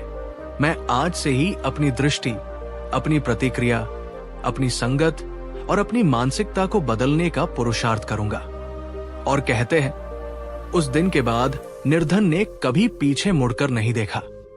उसने मेहनत की पर अब बुद्धिमानी से, उसने बचत की पर अब निवेश करने के लिए, उसने नए मित्र बनाए जो उसे आगे बढ़ाते थे और सबसे बढ़कर उसने अपने मन से ये विश्वास मिटा दिया कि वो गरीब है। उसे सुधन जितना अमीर बनने में कई साल लग गए पर वो एक सुखी, सम्मानित और आत्मनिर्भर जीवन जीने में सफल रहा। तो मेरे प्यारे दोस्तों, बुद्ध हमें यही 4 गहरे और जीवन बदलने वाले रहस्य बता रहे हैं जो अमीर और गरीब के बीच का असली फर्क तय करते हैं। पहला, आपकी दृष्टि, आप अवसर देखते हैं या समस्या। दूसरा, आपकी प्रतिक्रिया, आप समाधान खोजते हैं या शिकायत करते हैं। तीसरा, आपकी संगत, आप ऊपर उठते हैं या नीचे गिरते हैं। चौथा, आपकी मानसिकता, आप खुद को अमीर मानते हैं या गरीब। गरीबी केवल पैसों की कमी नहीं है, ये इन 4 स्तंभों की कमजोरी का परिणाम है। अगर आपने इन चारों स्तंभों को मजबूत कर लिया तो इस दुनिया की कोई ताकत आपको एक समृद्ध और सार्थक जीवन जीने से नहीं रोक सकती। और हाँ, ये श्रृंखला भले ही यहाँ समाप्त हो रही हो पर हमारी ज्ञान यात्रा जारी रहेगी। भविष्य में बुद्ध और अन्य महापुरुषों की ऐसी ही गहरी शिक्षाओं से जुड़े रहने के लिए हमारे चैनल को सब्सक्राइब करना और बेल आइकन को दबाना न भूलें। याद रखिए, बुद्ध ने सिखाया है, आपकी बाहरी दुनिया आपके ही भीतरी दुनिया का प्रतिबिंब है। पहले भीतर से अमीर बनिए, बाहर की अमीरी आपके पीछे आएगी। इस ज्ञान यात्रा में हमारे साथ बने रहने के लिए आपका हृदय से धन्यवाद। आपका जीवन सच्ची समृद्धि से भरा हो। भवतु सब्ब मंगल। पिछले 3 एपिसोड्स में हमने उन 2 मित्रों सुधन और निर्धन की कहानी के माध्यम से अमीर और गरीब के बीच के गहरे मनोवैज्ञानिक अंतर को समझा है। हमने जाना कि कैसे उनकी दृष्टि, उनकी प्रतिक्रिया और उनकी संगत ने उनके जीवन की दिशा को पूरी तरह से अलग कर दिया। निर्धन को अब अपनी गलतियां समझ आने लगी थी। उसे ये दिखने लगा था कि उसकी गरीबी का कारण केवल बाहरी परिस्थितियां नहीं बल्कि उसके अपने ही निर्णय और आदतें थी। उसे लग रहा था कि अब उसे सफलता का सूत्र मिल गया है, पर बुद्ध जानते थे कि सबसे बड़ी, सबसे गहरी और सबसे अदृश्य जड़ अभी भी बाकी है। एक ऐसी जड़ जो अगर न काटी गई तो बाकी सारे प्रयास अधूरे रह जाएंगे। एक ऐसी मानसिक जेल जिसकी दीवारें तो नहीं है पर जिसकी कैद सबसे मजबूत है। आज के इस अंतिम और सबसे महत्वपूर्ण एपिसोड में हम उस यात्रा को उसके शिखर तक ले जाएंगे जहां बुद्ध गरीबी और अमीरी के उस चौथे और सबसे गहरे रहस्य से पर्दा उठाते हैं जो बताता है कि अमीर और अमीर क्यों होता जाता है और गरीब अक्सर गरीबी के चक्र में ही क्यों फंसा रह जाता है। तो चलिए इस आत्मरूपांतरण की यात्रा के अंतिम चरण में प्रवेश करते हैं। अगर आप पिछले 3 एपिसोड से हमारे साथ हैं, तो आपकी इस ज्ञान की प्यास को नमन है। इस वीडियो को अंत तक देखिएगा क्योंकि बुद्ध की ये अंतिम शिक्षा आपके धन, आपकी समृद्धि और आपकी अपनी कीमत के बारे में आपकी पूरी सोच को जड़ से बदल सकती है। और हाँ, अपनी उपस्थिति दर्ज कराने और इस ज्ञान यज्ञ में अपनी आहुति डालने के लिए इस वीडियो को अभी एक लाइक जरूर करें। बुद्ध के दिए गए 3 सूत्रों ने निर्धन के मन पर एक अमिट छाप छोड़ी थी। वो अब खुद को एक असहाय पीड़ित के रूप में नहीं, बल्कि एक ऐसे व्यक्ति के रूप में देख रहा था जिसके हाथ में अपनी स्थिति को बदलने के औजार थे। फिर भी एक अंतिम संशय उसके मन में कांटे की तरह चुभ रहा था। उसने अपने दोनों हाथों को जोड़कर बड़ी ही विनम्रता और हिम्मत के साथ अपना अंतिम प्रश्न रखा। भगवान, आपकी शिक्षाओं से मेरा मार्ग तो प्रकाशित हो गया है और मैं इन पर चलने का दृढ़ संकल्प लेता हूं, पर कृपा करके मेरी एक अंतिम जिज्ञासा को शांत करें। मैंने अक्सर देखा है कि जो लोग पहले से ही अमीर हैं, जैसे सुधन, उनके लिए धन कमाना और भी आसान होता जाता है। पैसा पैसे को खींचता है, उनके लिए नए अवसर आसानी से खुल जाते हैं, जबकि एक गरीब व्यक्ति जब आगे बढ़ने की कोशिश करता है तो उसे 1000 बाधाओं का सामना करना पड़ता है। ऐसा लगता है जैसे अमीरी एक चुंबक है जो और अमीरी को खींचती है, और गरीबी एक दलदल है जो और नीचे धंसाती है। इसके पीछे क्या रहस्य है भगवान? निर्धन का ये प्रश्न सुनकर बुद्ध की आंखों में एक गहरी चमक आ गई। वे प्रसन्न हुए कि निर्धन अब केवल सतही समस्याओं को नहीं, बल्कि जीवन के सूक्ष्म नियमों को समझने का प्रयास कर रहा है। दोस्तों, क्या आपने भी कभी ऐसा महसूस किया है कि अमीरों के लिए मौके आसानी से मिल जाते हैं, जबकि गरीबों के लिए हर रास्ता मुश्किल होता है? इसे अक्सर लोग किस्मत या अन्याय का नाम दे देते हैं, पर क्या इसका कोई मनोवैज्ञानिक कारण भी हो सकता है? आप इस बारे में क्या सोचते हैं? नीचे कमेंट में जरूर बताइए। बुद्ध मुस्कुराए। उन्होंने कहा, निर्धन, तुमने बहुत गहरा प्रश्न किया है। अमीर और अमीर क्यों होता है और गरीब गरीबी में क्यों फंसा रहता है? इसका सबसे बड़ा कारण कोई बाहरी शक्ति नहीं, बल्कि एक आंतरिक अवस्था है। ये तुम्हारे मन की अपनी ही बनाई हुई कैद है। बुद्ध ने उसे समझाने के लिए एक बहुत ही शक्तिशाली कहानी सुनाई। एक बार एक व्यक्ति एक नगर से गुजर रहा था। उसने देखा कि कुछ बहुत ही विशाल और शक्तिशाली हाथियों को बस एक पतली सी रस्सी से उनके अगले पैर में बांध कर रखा गया है। न कोई मोटी जंजीर थी, न कोई मजबूत पिंजरा। वो व्यक्ति ये देखकर बहुत हैरान हुआ। उसने महावत से पूछा, ये कैसे संभव है? ये हाथी तो इतने शक्तिशाली है कि वे एक झटके में इस पतली सी रस्सी को तोड़कर आजाद हो सकते हैं, पर वे ऐसा प्रयास भी क्यों नहीं कर रहे हैं? महावत ने मुस्कुराकर जवाब दिया, श्रीमान, जब ये हाथी छोटे बच्चे थे तब हम इन्हें इसी रस्सी से बांधते थे। उस समय ये रस्सी उन्हें काबू में रखने के लिए काफी मजबूत थी। उन्होंने इसे तोड़ने की बहुत कोशिश की, पर तोड़ नहीं पाए। धीरे धीरे उन्होंने ये मान लिया कि ये रस्सी तोड़ी नहीं जा सकती। अब वे इतने विशाल और शक्तिशाली हो गए हैं, पर उनके मन में आज भी वही बचपन का विश्वास बैठा हुआ है कि ये रस्सी बहुत मजबूत है और वे इसे कभी नहीं तोड़ पाएंगे। वे शारीरिक रूप से नहीं, बल्कि अपने मानसिक विश्वास से बंधे हुए हैं। कहानी खत्म करने के बाद बुद्ध ने निर्धन की आंखों में सीधे झांकते हुए कहा, निर्धन, गरीबी का चौथा और सबसे गहरा कारण यही है। ये है गरीबी की मानसिकता। ये एक अदृश्य रस्सी है जिससे तुम और तुम्हारे जैसे करोड़ों मेहनतकश लोग बंधे हुए हैं, और तुम ये जानते भी नहीं। ये एक ऐसा गहरा आंतरिक विश्वास है जो बचपन के अनुभवों, सामाजिक कंडीशनिंग और बार बार की असफलताओं से हमारे मन में घर कर जाता है। ये विश्वास हमें बार बार कहता है, मैं गरीब हूं और मैं हमेशा गरीब ही रहूंगा। अमीर बनना तो बड़े भाग्य वालों का काम है, ये मेरे बस की बात नहीं है। पैसा कमाना बहुत मुश्किल है। पैसे वाले लोग बुरे और बेईमान होते हैं। मैं एक बेहतर जीवन के लायक ही नहीं हूं। और जब तुम अपने मन में ही ये मान लेते हो, तो तुम उस विशाल हाथी की तरह बन जाते हो जो अपनी शक्ति को भूलकर एक पतली सी रस्सी से बंधा रहता है। तुम उन अवसरों को देख ही नहीं पाते जो तुम्हारे चारों ओर बिखरे पड़े हैं, क्योंकि तुम्हारा मन कहता है ये तुम्हारे लिए नहीं है। तुम्हारी सोच ही तुम्हारी सीमाओं का निर्माण कर देती है। निर्धन ने पूछा, भगवन, तो मैं ये कैसे जानूं कि मैं भी इस मानसिक कैद में हूं? और अगर हूं, तो मैं इस अदृश्य रस्सी को कैसे तोड़ूं? बुद्ध ने उसे गरीबी की मानसिकता के 3 मुख्य लक्षण और उन्हें तोड़ने के उपाय बताए। दोस्तों, इन्हें बहुत ध्यान से सुने और देखें कि कहीं ये लक्षण आपके भीतर तो नहीं है। पहला लक्षण, अभाव की सोच। गरीबी की मानसिकता वाला व्यक्ति हमेशा कमी के बारे में सोचता है। मेरे पास पैसा नहीं है, मेरे पास समय नहीं है, मेरे पास अवसर नहीं है। वो हमेशा यही सोचता है कि दुनिया में संसाधन सीमित है और अगर किसी और को कुछ मिलता है तो इसका मतलब है कि उसके हिस्से का कम हो गया। वो देने से डरता है। उपाय, प्रचुरता की सोच का अभ्यास करो।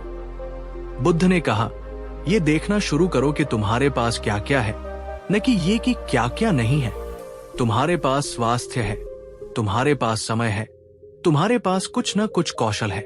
जब तुम कृतज्ञता का अभ्यास करते हो और निस्वार्थ भाव से किसी को थोड़ा सा भी देते हो, तो तुम अपने मन को यह संदेश देते हो कि तुम्हारे पास कमी नहीं है, तुम्हारे पास प्रचुरता है।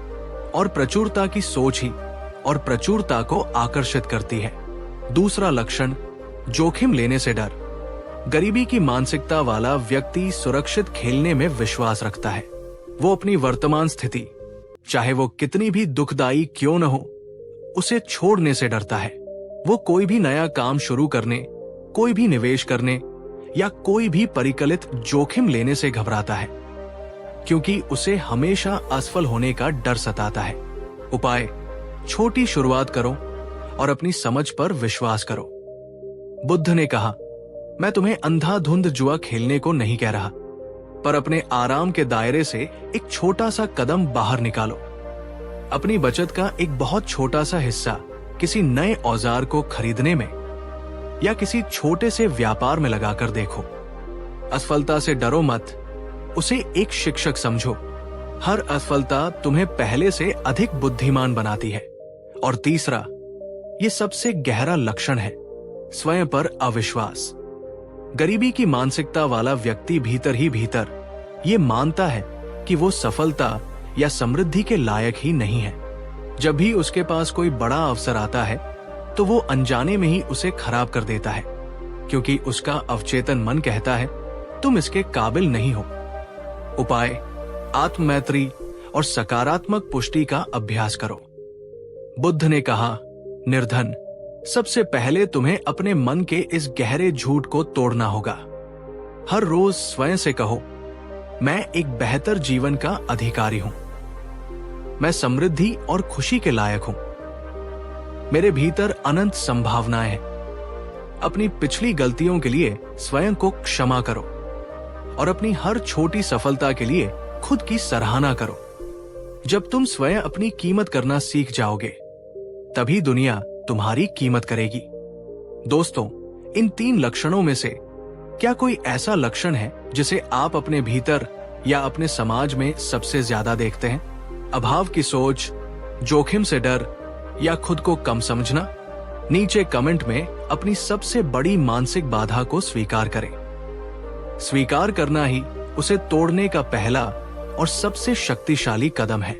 बुद्ध की ये अंतिम शिक्षा एक वज्र की तरह थी, जिसने निर्धन के मन की सबसे मोटी और सबसे पुरानी जंजीर को तोड़ दिया। उसे आज अपनी गरीबी का असली कारण समझ में आ गया था। उसकी गरीबी बाहर की परिस्थितियों में उतनी नहीं थी जितनी उसके अपने ही मन के विश्वासों में थी। वो समझ गया था कि अमीर और अमीर इसलिए होता है क्योंकि वो प्रचुरता की मानसिकता से जीता है। वो अवसरों को देखता है, जोखिम लेता है और खुद को सफलता के योग्य समझता है, जबकि गरीब अक्सर अभाव की मानसिकता के कारण अपनी ही बनाई हुई जेल में कैद रह जाता है। उसने बुद्ध के चरणों में अपना सिर रखा और इस बार उसकी आंखों में आंसू नहीं, बल्कि एक अदम्य ज्योति थी। उसने कहा, भगवन, आज आपने मुझे केवल ज्ञान नहीं, मुझे स्वयं से मुक्त कर दिया है। आज मैं इस अदृश्य रस्सी को तोड़कर अपने असली बल को पहचान कर यहां से जा रहा हूं। उस दिन के बाद निर्धन ने केवल अपने काम करने का तरीका ही नहीं बदला, बल्कि अपने सोचने का तरीका भी पूरी तरह से बदल दिया। वो अब अवसरों से डरता नहीं था, बल्कि उनकी तलाश करता था। वो खुद को एक गरीब मजदूर नहीं, बल्कि एक मूल्यवान और भविष्य का एक सफल व्यक्ति समझता था। तो मेरे प्यारे दोस्तों, हमारी ये 4 भागों की यात्रा आज अपने समापन पर पहुंचती है। हमने सुधन और निर्धन की कहानी के माध्यम से ये समझने का प्रयास किया कि अमीर और गरीब में असली फर्क क्या है, और बुद्ध ने हमें 4 गहरे और जीवन बदलने वाले रहस्य बताए। पहला, आपकी दृष्टि। आप अवसर देखते हैं या समस्या? दूसरा, आपकी प्रतिक्रिया। आप समाधान खोजते हैं या शिकायत करते हैं? तीसरा, आपकी संगत। आप ऊपर उठते हैं या नीचे गिरते हैं? चौथा और सबसे बड़ी जड़, आपकी मानसिकता। क्या आप खुद को अमीर मानते हैं या गरीब? बुद्ध का अंतिम संदेश यही है कि आपकी बाहरी दुनिया आपके ही भीतरी दुनिया का प्रतिबिंब है। अगर आप बाहर से अमीर बनना चाहते हैं, तो पहले आपको अपने मन से, अपनी सोच से अमीर बनना होगा। अपनी मानसिक रस्सियों को तोड़ डालो, अपनी कीमत को पहचानो और ये विश्वास करो कि तुम एक बेहतर, समृद्ध और आनंदपूर्ण जीवन के पूरी तरह से लायक हो। अगर बुद्ध की इन गहरी और जीवन बदलने वाली शिक्षाओं की पूरी श्रृंखला ने आपके जीवन को किसी भी रूप में छुआ है, आपको एक नई दृष्टि दी है, तो लाइक करें इस अंतिम एपिसोड को और इस पूरी श्रृंखला को अपना भरपूर प्यार और समर्थन दें। कमेंट करें, नीचे कमेंट में ये अंतिम और सबसे शक्तिशाली संकल्प लिखें। मैं अपनी मानसिक गरीबी को आज से समाप्त करती हूं। शेयर करें इस पूरी श्रृंखला को अपने दोस्तों, परिवार और हर उस व्यक्ति के साथ साझा करें जो अपने जीवन में सकारात्मक बदलाव लाना चाहता है। आपका एक शेयर किसी के पूरे जीवन को रूपांतरित कर सकता है। और हाँ, ये श्रृंखला भले ही समाप्त हो रही हो, पर हमारी ज्ञान यात्रा जारी रहेगी। भविष्य में बुद्ध और अन्य महापुरुषों की ऐसी ही गहरी शिक्षाओं से जुड़े रहने के लिए हमारे चैनल को सब्सक्राइब करना और बेल आइकन को दबाना न भूलें। याद रखिए, बुद्ध ने सिखाया है, गरीबी कोई अभिशाप या स्थायी नियति नहीं है। ये केवल अज्ञानता का एक रूप है, जिसे प्रज्ञा और सही कर्म से पूरी तरह मिटाया जा सकता है। इस अविस्मरणीय यात्रा में शुरू से अंत तक हमारे साथ बने रहने के लिए आपका हृदय की गहराइयों से धन्यवाद। आपका जीवन बाहरी और भीतरी दोनों प्रकार की सच्ची समृद्धि से परिपूर्ण हो। भवतु सब्ब मंगल। नमस्कार दोस्तों, और स्वागत है एक ऐसी ज्ञान यात्रा में जो शायद आपके जीवन की सबसे बड़ी उलझन, सबसे बड़े भ्रम को हमेशा के लिए दूर कर दे। आज मैं आपसे एक ऐसा सवाल पूछना चाहता हूं जो हजारों सालों से हर इंसान के मन को कचोटता रहा है। हमारा भविष्य कौन लिखता है? क्या ये पहले से ही किसी अदृश्य किताब में, किसी नियति के रूप में लिखा जा चुका है? क्या हमारे जन्म के समय आकाश में घूम रहे ग्रहनक्षत्र हमारी पूरी जिंदगी की कहानी तय कर देते हैं? या क्या हम, आप और मैं, अपने ही भविष्य के लेखक हैं? क्या हमारे हाथ में वो कलम है जिससे हम अपनी किस्मत की कहानी खुद लिख सकते हैं? ये एक ऐसा सवाल है जो हमें 2 रास्तों पर खड़ा कर देता है। एक रास्ता है भाग्यवादिता का, जहां हम ये मान लेते हैं कि सब कुछ पहले से तय है और हम केवल कठपुतलियां हैं। ये रास्ता आसान है, पर ये हमें असहाय और जिम्मेदारी से मुक्त बना देता है। और दूसरा रास्ता है कर्मवादिता का, जहां हम ये मानते हैं कि हमारा हर विचार, हमारा हर कर्म हमारे भविष्य का निर्माण कर रहा है। यह रास्ता चुनौतीपूर्ण है, पर यह हमें शक्तिशाली और अपने जीवन का स्वामी बनाता है। आज हम इस सबसे बड़े द्वंद्व का, इस सबसे बड़े रहस्य का अंतिम समाधान खोजने जा रहे हैं। और ये समाधान हमें कोई साधारण गुरु या दार्शनिक नहीं, बल्कि स्वयं तथागत गौतम बुद्ध देंगे। जी हाँ, बुद्ध ने आज से 2500 साल पहले किस्मत, भाग्य, नियति और कर्म के इस जटिल रिश्ते को बहुत ही गहराई से, बहुत ही वैज्ञानिक तरीके से समझाया था। उन्होंने हमें वो सच्ची शिक्षा दी थी जो हमें भाग्य का गुलाम नहीं बल्कि अपने भविष्य का निर्माता बनाती है। इस वीडियो में हम न केवल ये जानेंगे कि कर्म क्या है, बल्कि ये भी समझेंगे कि ये काम कैसे करता है। हम उन कहानियों को सुनेंगे, उन तर्कों को समझेंगे जिन्होंने उस समय के बड़े बड़े ज्योतिषियों और भाग्यवादी पंडितों को भी निशब्द कर दिया था। तो दोस्तों, अगर आप भी अपनी जिंदगी की बागडोर किसी और के हाथ में नहीं बल्कि अपने ही हाथों में लेना चाहते हैं, तो इस वीडियो को अंत तक जरूर देखिएगा, क्योंकि इसका हर एक शब्द, हर एक कहानी आपके जीवन की दिशा बदल सकती है। और हाँ, अगर आप बुद्ध की इस सच्ची और साहसी शिक्षा में विश्वास रखते हैं, तो अपनी उपस्थिति दर्ज कराने के लिए इस वीडियो को अभी एक लाइक जरूर करें और नीचे कमेंट में लिखिए, मैं अपने भविष्य का निर्माता हूं। तो चलिए शुरू करते हैं इस अद्भुत रहस्य की खोज। ये कहानी है उस समय की जब बुद्ध अपनी ज्ञान यात्रा के दौरान एक ऐसे गांव में पहुंचे जो पूरी तरह से भाग्यवादिता के अंधकार में डूबा हुआ था। उस गांव के लोग मेहनत करने से कतराते थे, उनके खेत बंजर पड़े थे, उनके घर टूटे फूटे थे और उनके चेहरों पर एक अजीब सी निराशा और आलस्य था। जब भी कोई उनसे उनकी इस दुर्दशा का कारण पूछता, तो उन सबका एक ही जवाब होता था, क्या करें, हमारी किस्मत ही खराब है, हमारे भाग्य में यही लिखा है। गांव का मुखिया भी एक बड़ा भाग्यवादी था। वो हर छोटे बड़े काम के लिए नगर के एक प्रसिद्ध ज्योतिषी, जिसका नाम था गणक, से सलाह लेता था। फसल कब बोनी है, यात्रा कब करनी है, बच्चे का नाम क्या रखना है। हर निर्णय गणक की कुंडली और ग्रहों की चाल के अनुसार होता था। वे लोग कर्म पर नहीं बल्कि ग्रहों पर, मुहूर्तों पर और अपनी तथाकथित लिखी हुई किस्मत पर ज्यादा भरोसा करते थे। और परिणाम, उनका गांव दिन प्रतिदिन और भी गरीब और पिछड़ता जा रहा था। दोस्तों, क्या ये कहानी आपको आज के समाज की याद नहीं दिलाती? आज भी हम में से कितने लोग हैं जो अपनी असफलताओं का दोष अपनी खराब किस्मत या ग्रहों की बुरी दशा पर डाल देते हैं और अपनी जिम्मेदारी लेने से बचते हैं? नीचे कमेंट में बताइए, क्या आपने भी कभी ऐसा किया है? एक दिन गौतम बुद्ध उस गांव में पधारे। उन्होंने गांव की दुर्दशा को देखा, लोगों के चेहरों पर छाई निराशा को पढ़ा। शाम के समय जब गांव के लोग एक पेड़ के नीचे इकट्ठा हुए, तो बुद्ध ने उनसे कोई उपदेश नहीं दिया, बल्कि एक सरल सा प्रश्न पूछा, हे ग्रामवासियों, तुम सब इतने स्वस्थ और सक्षम दिखते हो, फिर तुम्हारे गांव की ये हालत क्यों है? तुम्हारे खेत बंजर क्यों हैं? गांव का मुखिया आगे आया और हाथ जोड़कर बोला, महात्मन, हम क्या करें? हमारे गांव का भाग्य ही खराब है। हमारे ज्योतिषी गणक जी ने बताया है कि अगले 2 वर्षों तक इस गांव पर शनि की बुरी दृष्टि है, इसलिए कोई भी प्रयास सफल नहीं होगा। हम तो बस अच्छे दिनों की प्रतीक्षा कर रहे हैं। बुद्ध ये सुनकर मुस्कुराए। उनकी मुस्कान में गहरी करुणा थी।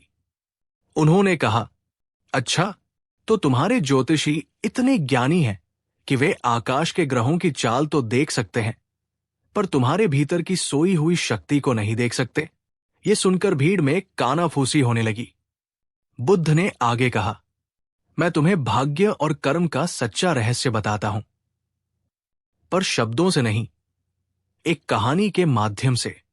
बुद्ध ने कहा, एक पिता के 2 पुत्र थे, कर्मवीर और भाग्यवीर। पिता ने मरते समय अपनी सारी संपत्ति दोनों में बराबर बांट दी। दोनों को 1-1 एकड़ उपजाऊ जमीन मिली, जिस पर आम के कुछ पुराने पेड़ लगे थे। भाग्यवीर ने अपनी जमीन को देखकर सोचा, मेरे पिता ने मुझे ये जमीन दी है, अगर मेरे भाग्य में इससे फल खाना लिखा होगा तो ये पेड़ अपने आप फल देंगे, मुझे कुछ करने की जरूरत नहीं है। ये सोचकर वो अपनी जमीन की ओर कभी नहीं गया और अपना समय आलस्य और मनोरंजन में बिताने लगा। दूसरी ओर कर्मवीर ने अपनी जमीन को देखकर सोचा, मेरे पिता ने मुझे ये अद्भुत अवसर दिया है, अब ये मेरा कर्म है कि मैं इस अवसर को सोने में बदल दूं। वो हर रोज अपनी जमीन पर जाता, उसने पुराने पेड़ों की देखभाल की, उनकी सिंचाई की और खाली पड़ी जमीन को जोतकर उसमें आम की नई कलम लगाई। उसने बागीचे के चारों ओर बाड़ लगाई ताकि जानवर फसल को न कर सकें। उसने दिन रात एक कर दिया। कुछ साल बीत गए। जब लोग भाग्यवीर की जमीन के पास से गुजरते तो देखते कि वो पूरी तरह से बंजर हो चुकी है। पुराने पेड़ सूख चुके थे और पूरी जमीन पर कांटेदार झाड़ियां उगाई थी। और जब लोग कर्मवीर की जमीन के पास से गुजरते तो वे एक सुंदर हरे भरे बागीचे को देखते जो रसीले आमों से लदा हुआ था। उसकी प्रसिद्धि दूर दूर तक फैल गई और वो एक बहुत ही समृद्ध व्यक्ति बन गया। कहानी समाप्त करने के बाद बुद्ध ने गांव वालों से पूछा, अब तुम ही बताओ, उन दोनों भाइयों की शुरुआत तो एक जैसी थी, फिर एक अमीर और दूसरा गरीब क्यों हो गया? क्या ये उनके भाग्य में लिखा था या ये उनके अपने अपने कर्मों का सीधा परिणाम था? गांव वाले चुप हो गए। उन्हें पहली बार अपनी भूल का एहसास हो रहा था। बुद्ध ने देखा कि लोगों के मन में अब जिज्ञासा जाग उठी है। तब उन्होंने कर्म के उस गहरे विज्ञान को समझाया जिसे आज का आधुनिक विज्ञान भी धीरे धीरे स्वीकार कर रहा है। बुद्ध ने कहा, कर्म केवल शारीरिक क्रिया नहीं है। कर्म 3 स्तरों पर काम करता है। पहला, मनसा। सबसे पहला और सबसे शक्तिशाली कर्म है तुम्हारा विचार। तुम जो कुछ भी करने वाले हो उसका बीज तुम्हारे विचार में ही बोया जाता है। अगर तुम्हारे विचार ही नकारात्मक, आलसी और भाग्यवादी है तो तुम्हारे कर्म कभी भी शक्तिशाली नहीं हो सकते। कर्मवीर ने पहले अपने मन में एक समृद्ध बागीचे का निर्माण किया, फिर वो हकीकत में बना। दूसरा कर्म है तुम्हारी वाणी। तुम जो शब्द बार बार बोलते हो वे तुम्हारे अवचेतन मन के लिए एक आदेश बन जाते हैं। जब तुम बार बार कहते हो, मेरी किस्मत खराब है, मुझसे नहीं होगा, तो तुम वास्तव में अपने भविष्य को वैसा ही बनने का निर्देश दे रहे हो। कर्मवीर ने शायद खुद से कहा होगा, मैं ये कर सकता हूं, मेरी मेहनत रंग लाएगी। Your words create your reality. और तीसरा, कर्मणा। तीसरा और अंतिम कर्म है तुम्हारा शारीरिक कार्य। विचार और वचन तब तक व्यर्थ है जब तक उन्हें कर्म में न बदला जाए। कर्मवीर ने केवल सोचा नहीं, उसने हर रोज उस सोच को अपने कर्मों से, अपने पसीने से सींचा। Action is the bridge between your inner world and outer world. Buddha ने समझाया, तुम्हारा भविष्य इन तीनों के मेल से बनता है। कोई भी बाहरी ग्रह या कोई भी ज्योतिषी तुम्हारे विचारों, तुम्हारे शब्दों और तुम्हारे कर्मों को तुमसे ज्यादा नियंत्रित नहीं कर सकता। इसलिए तुम ही अपने भविष्य के एकमात्र और सच्चे निर्माता हो। दोस्तों, क्या आप अपने विचारों और शब्दों की शक्ति को पहचानते हैं? क्या आप भी अक्सर नकारात्मक बातें सोचते या बोलते हैं? अगर आप आज से अपने विचारों और शब्दों के प्रति जागरूक रहने का संकल्प लेते हैं तो नीचे कमेंट में लिखिए, मेरे विचार मेरी शक्ति है। जब गांव के ज्योतिषी गणक ने सुना कि बुद्ध लोगों को कर्म करने के लिए प्रेरित कर रहे हैं और भाग्य को चुनौती दे रहे हैं तो उसके अहंकार को चोट पहुंची। वो अपनी पोथियां लेकर बुद्ध की सभा में पहुंचा ताकि वह उन्हें शास्त्रार्थ में पराजित कर सके। गणक ने बड़े गर्व से कहा, हे श्रमण, आप लोगों को भ्रमित कर रहे हैं। मैं अपनी ज्योतिष विद्या से ये सिद्ध कर सकता हूं कि हर व्यक्ति का भविष्य उसके जन्म के समय ही ग्रहों द्वारा निश्चित कर दिया जाता है। कर्म तो केवल एक भ्रम है। बुद्ध शांत रहे। उन्होंने गणक से पूछा, हे ज्ञानी पुरुष, तुम कहते हो कि तुम भविष्य जानते हो, तो क्या तुम मुझे ये बता सकते हो कि आज से ठीक 1 घंटे बाद तुम क्या सोच रहे होगे? गणक चकित रह गया। उसने कहा, यह तो कोई नहीं बता सकता। मेरे मन में तो कोई भी विचार आ सकता है। बुद्ध मुस्कुराए और बोले, जब तुम अपने ही अगले विचार के स्वामी नहीं हो, जब तुम ये नहीं जानते कि तुम अगले क्षण क्या सोचोगे, तो तुम किसी और के पूरे जीवन का भविष्य कैसे जान सकते हो? फिर बुद्ध ने एक और गहरा प्रहार किया। मान लो तुम्हारी ज्योतिष के अनुसार आज मेरा दिन बहुत अशुभ है और मेरी मृत्यु निश्चित है, पर मैं ये निर्णय लेता हूं कि मैं आज पूरा दिन इस कुटिया के भीतर ध्यान में बैठकर गुजारूंगा और किसी भी खतरे का सामना नहीं करूंगा। तो अब बताओ, क्या ग्रह आकर मुझे इस कुटिया के भीतर मारेंगे, या मेरा कर्म और मेरा निर्णय ग्रहों की तथाकथित चाल पर भारी पड़ जाएगा? गणक निशब्द था। उसके पास कोई उत्तर नहीं था। बुद्ध ने अंत में कहा, ग्रहों का प्रभाव हो सकता है, मैं इसे नकारता नहीं, पर वो प्रभाव मौसम की तरह है। बारिश होगी या धूप, ये तुम्हारे हाथ में नहीं है, पर तुम छाता लेकर निकलोगे या घर पर ही रहोगे। ये कर्म और ये निर्णय पूरी तरह से तुम्हारा है, और यही निर्णय तुम्हारे भविष्य को तय करता है, न कि केवल मौसम। दोस्तों, बुद्ध का ये तर्क कितना वैज्ञानिक और शक्तिशाली है। अगर आप भी मानते हैं कि हमें ज्योतिष और भाग्य के गुलाम नहीं, बल्कि अपने कर्मों का स्वामी बनना चाहिए, तो इस वीडियो को लाइक करके इस विचार को अपना समर्थन दें। बुद्ध की इन बातों ने गांव वालों की आंखों पर पड़ी अंधविश्वास और भाग्यवादिता की पट्टी को खोल दिया। उन्हें अपनी सबसे बड़ी भूल समझ में आ गई। वे अपनी शक्ति को बाहर खोज रहे थे, जबकि वो उनके अपने ही भीतर, उनके अपने ही हाथों में थी। उस दिन गांव वालों ने एक संकल्प लिया। उन्होंने ज्योतिषी का इंतजार करना छोड़ दिया और बारिश के पहले ही अपने खेतों को जोतना शुरू कर दिया। उन्होंने मिलकर एक सूखे हुए तालाब को फिर से गहरा किया ताकि बारिश का पानी जमा हो सके। उन्होंने कर्म करना शुरू कर दिया, और कुछ ही वर्षों में वही गांव जो कभी अपनी खराब किस्मत के लिए जाना जाता था, अपनी मेहनत और एकता के कारण पूरे मगध राज्य का एक सबसे समृद्ध गांव बन गया। तो दोस्तों, इस कहानी का, इस पूरी चर्चा का सार क्या है? सार यही है कि किस्मत लिखी नहीं होती, उसे हर रोज, हर पल हमारे विचार, हमारे वचन और हमारे कर्म मिलकर लिखते हैं। भाग्य को दोष देना आसान है, पर यह कायरता है। कर्म करना कठिन है, पर यही वीरता है और यही विजय का मार्ग है। अगर बुद्ध की ये गहरी और जीवन बदलने वाली शिक्षा आपके दिल तक पहुंची है, अगर आपको भी ये एहसास हुआ है कि आप अपने भविष्य के निर्माता स्वयं हैं, तो इस वीडियो को अपना पूरा समर्थन दीजिए। इसे लाइक जरूर करें। यह हमारे परिश्रम को आपका स्नेह देता है। इस वीडियो को अपने उन सभी दोस्तों और परिवार वालों के साथ शेयर करें जो आज भी अपनी असफलताओं के लिए किस्मत को कोस रहे हैं। शायद ये वीडियो उनकी जिंदगी बदल दे। और नीचे कमेंट में पूरी दृढ़ता और विश्वास के साथ ये महावाक्य लिखिए, मैं अपने भाग्य का निर्माता स्वयं हूं। और हां, अगर आप भविष्य में भी ऐसी ही जीवन बदलने वाली, गहरी और प्रेरणादायक कहानियां सुनना चाहते हैं, तो हमारे चैनल को अभी सब्सक्राइब करें और उस घंटी को जरूर दबाएं। मैं आपसे मिलूंगा अगले वीडियो में एक और अद्भुत रहस्य के साथ। तब तक अपनी किस्मत को कोसना बंद करें और अपने कर्मों से अपनी एक नई और महान किस्मत को लिखना शुरू करें। नमो बुद्धाय। धन्यवाद। पिछले एपिसोड में हमने उस भाग्यवादी गांव की कहानी सुनी जिसे बुद्ध ने कर्मवीर और भाग्यवीर भाइयों के दृष्टांत से कर्म की शक्ति का बोध कराया।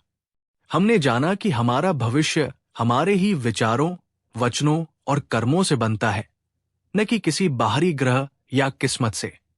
लेकिन यह सुनकर कई लोगों के मन में एक और गहरा और स्वाभाविक प्रश्न उठता है, अगर कर्म ही सब कुछ है, तो फिर क्यों एक अच्छा और ईमानदार व्यक्ति जीवन भर दुख भोगता है और एक बुरा, बेईमान व्यक्ति सुख और समृद्धि में जीता है? क्या कर्म का नियम यहां आकर फेल हो जाता है? और ये कर्म आखिर काम कैसे करता है? क्या इसका फल तुरंत मिलता या इसमें समय लगता है? और हमारे अतीत के कर्मों का हमारे आज पर कितना प्रभाव है?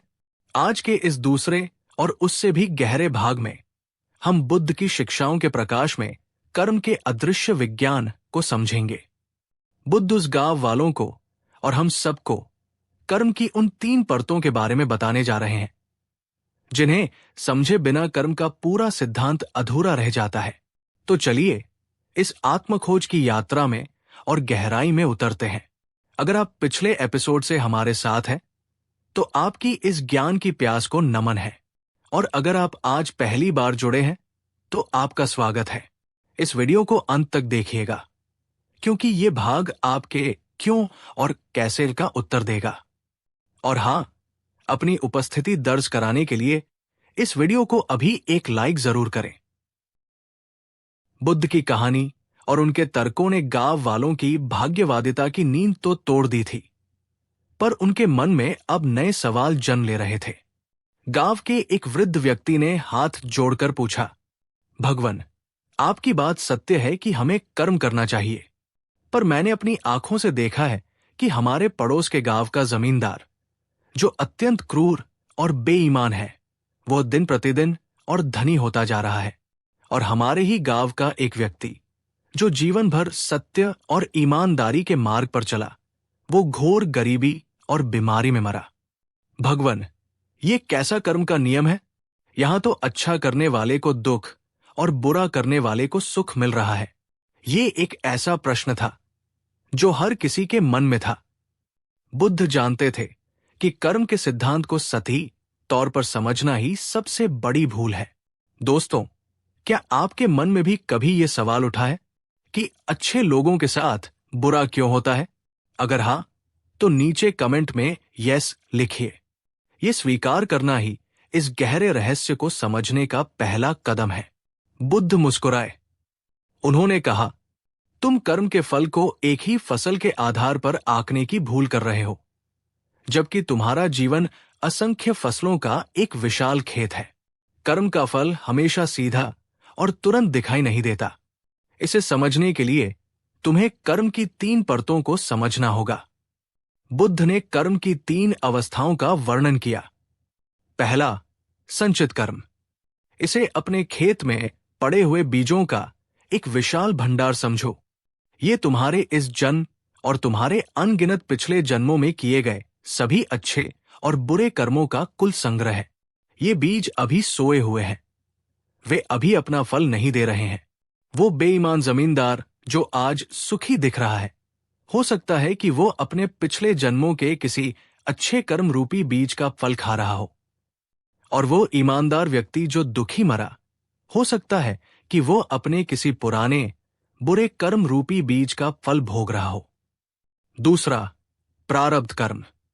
ये उन बीजों की तरह है जिन्हें तुमने इस मौसम में बो दिया है और अब वे अंकुरित होकर अपनी फसल देने लगे हैं। ये तुम्हारे संचित कर्मों का वो छोटा सा हिस्सा है जो इस जीवन में फल देने के लिए तैयार हो चुका है।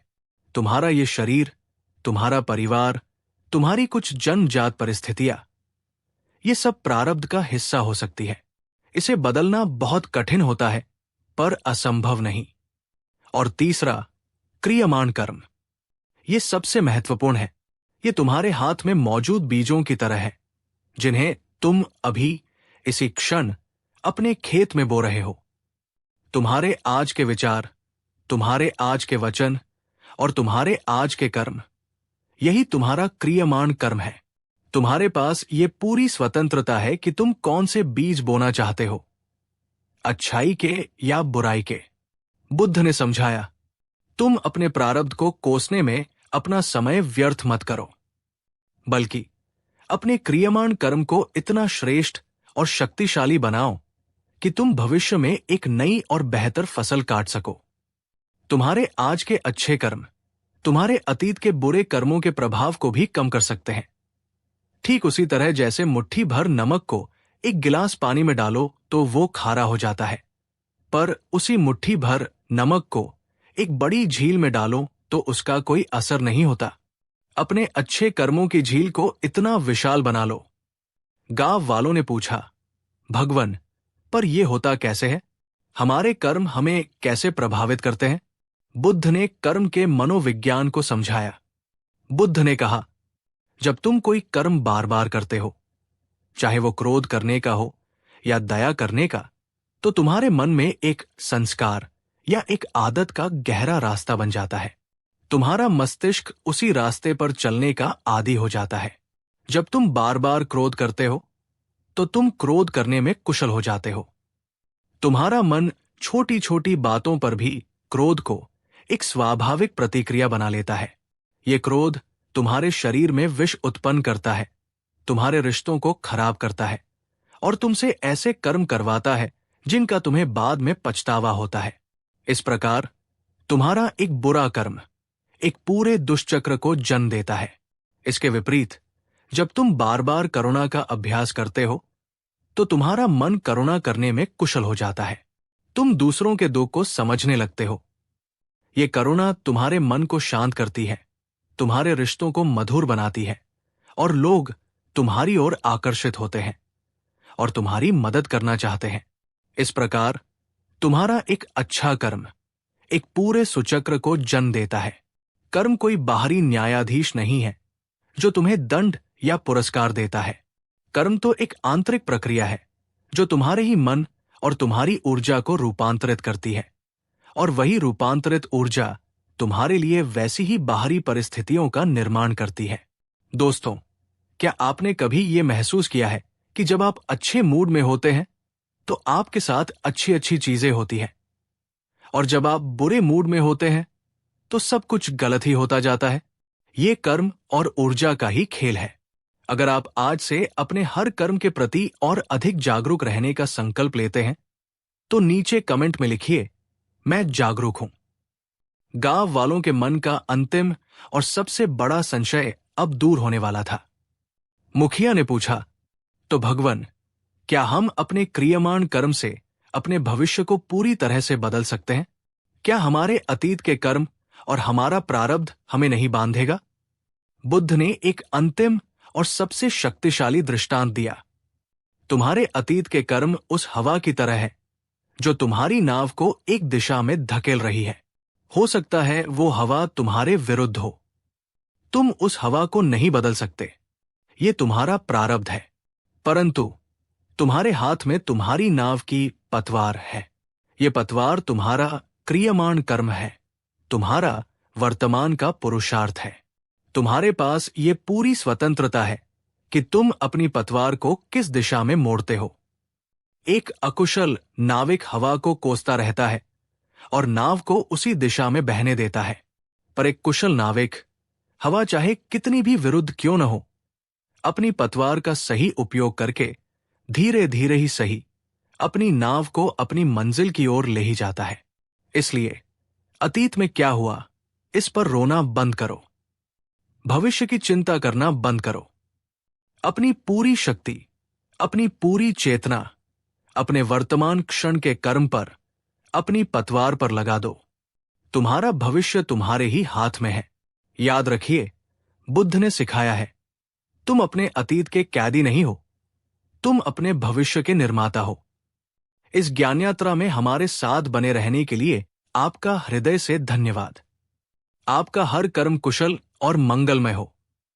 भवतु सब्ब मंगल।